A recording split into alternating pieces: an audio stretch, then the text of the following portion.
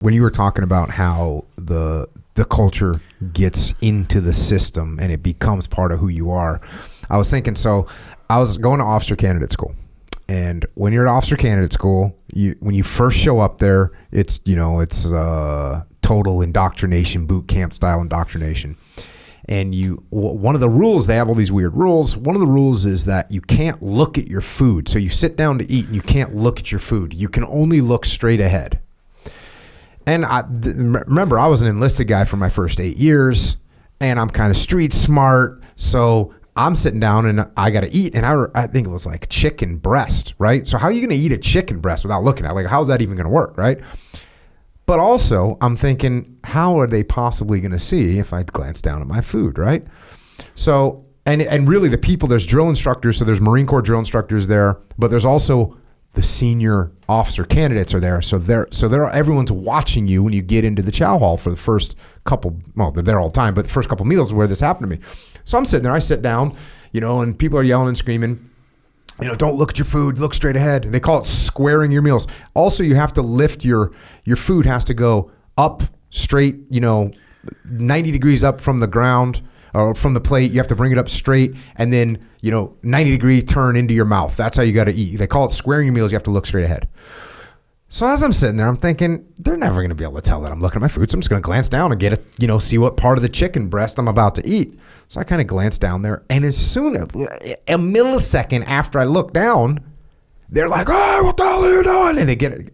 And I was thinking to myself, how did they see that? So fast forward 10 weeks or 11 weeks. Now I'm one of the senior people. And I'm standing at the end of the table and everyone is staring straight ahead.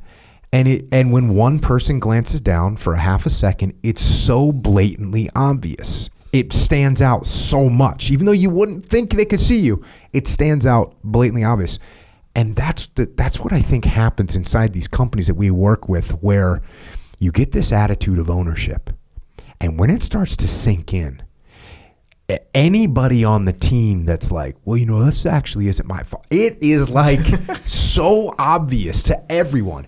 And eventually, it becomes obvious to yourself. Eventually, as you're about to say, well, this isn't really my fault. This is, and you can't even get those words out of your mouth. Instead, you say, you know what? What can I do to fix this problem?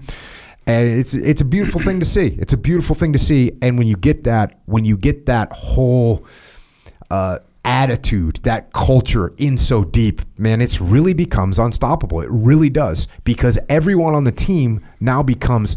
They're looking to solve problems. They're not looking to blame. They're looking to solve problems. You combine that with decentralized command. They have the authority to solve problems. They know they can fix that problem for $100. And what's even also, we were talking about that example. You got something that's part of the foundation's a little bit messed up. The attitude, he fixed that problem. That problem's probably not happening, because going into that moment when they were about to set that fixture, that guy says, hey, you know what? If this isn't good, I know I'm going to have to fix it. And I know if it's not good and it's going to cost money to fix it, I'm going to have to call my supervisor and say, hey, I messed this up and we're going to have to eat this one.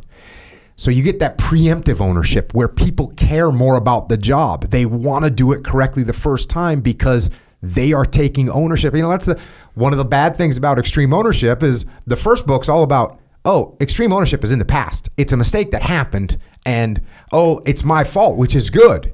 But what's even better than that?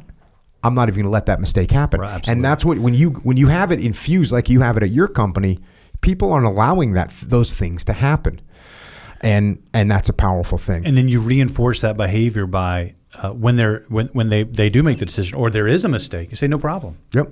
I'd rather make that mistake and not get on the guy for overcorrecting than undercorrecting. And that feeds on itself too. Yep. Like if they know, okay, look, I was empowered to make this decision and I might have gone overkill. And maybe I laid down more track than I needed to. Or maybe this, but it's perfect. It's a perfect job. You say, okay, you probably overbuilt that, but hey, bro, good on you. You took care of the customer. We call it, protecting the patch. You got to protect the brand, right? So, yeah.